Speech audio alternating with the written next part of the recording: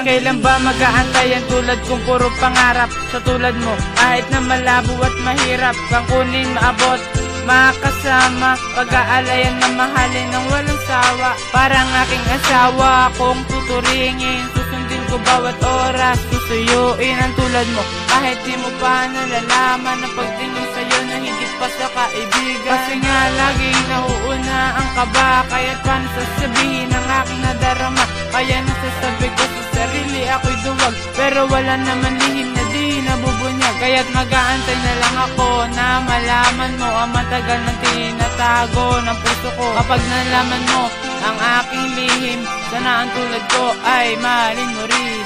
Di ko kayang ilihim pa, sana'y marinig ang awit, sana'y pansinin mo dahil minamahal kita.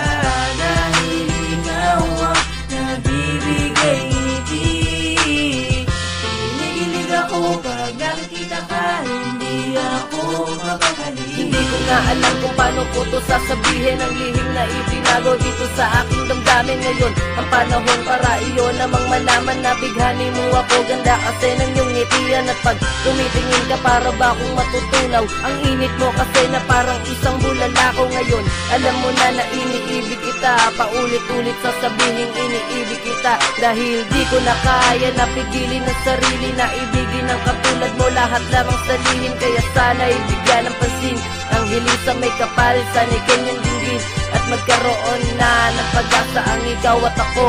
Aalayan ng pag-ibig at pangako sa'yo na di pababayaan para di mabigo.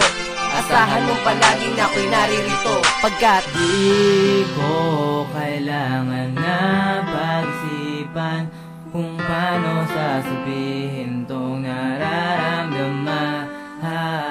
Sana'y mapansin mo ang tulad ko na umiibig sa'yo ng tapat, walang halong biro.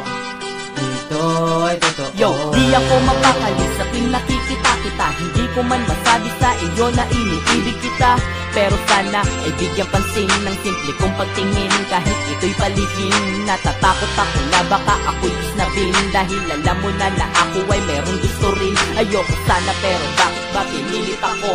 Ako ay nadala sa ganda mo na akit sa iyong mga ngiti na tila ba walang katumbas ang saya. Hindi ko maipaliwanag saan bang magsisimula, paano nga ba to?